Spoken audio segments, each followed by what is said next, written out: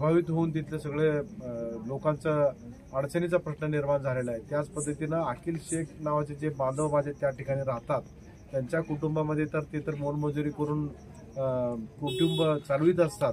त्यांच्या कुटुंबामध्ये लग्नाचा दिवस होता, लग्न त्यांचं होत असताना त्या कुटुंबामध्ये सगळं हे मैला मिश्रित पाणी नाल्याच्या पडदीच्या नादुरुस्तीच्या कारणानं ते सगळं कुटुंबामध्ये जाऊन त्या कुटुंबावर पण खूप मोठा अडचणीचा प्रसंग उद्भवला।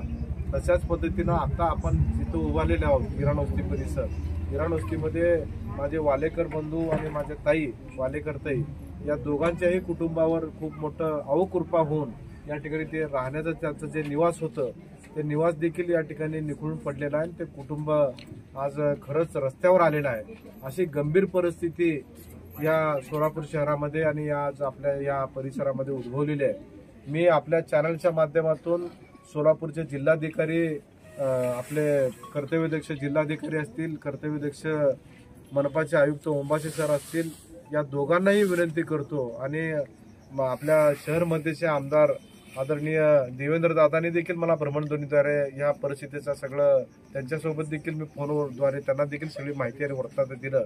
त्यांनी देखील या ठिकाणी संबंधित अधिकाऱ्यांना आणि इथल्या ज्या अडचणीचा प्रसंग उद्भवलेला आहे त्या प्रसंगामध्ये त्यांनी देखील माननीय आयुक्तांना आणि जिल्हा प्रशासनाला फोनद्वारे त्यांनी देखील मदत करण्यासंदर्भात सूचना दिलेल्या आहेत। या सगळ्यांचा परिपाक मी आपल्या माध्यमातून एकच व्यक्त करतो, असा प्रसंग सगळ्या नागरिकांनी देखील असा प्रसंग निसर्ग अवकृपा झालेली आहे, तर निसर्ग अवकृपेमध्ये आपण देखील सजग राहणं गरजेचं आहे आणि थोडंसं काळजी आपण देखील माता भगिनीने घ्यावी अशी विनंती करतो। आणि प्रशासनाच्या माध्यमातून ह्या ज्या घटना घडलेल्या त्या घटना पुन्हा घडू नयेत त्यासाठी त्यांना जे काही आर्थिक मदत त्यांना त्या कुटुंबाला देता येते ते आपण जिल्हा प्रशासन असेल, मनपा प्रशासन असेल त्यांनी द्यावं।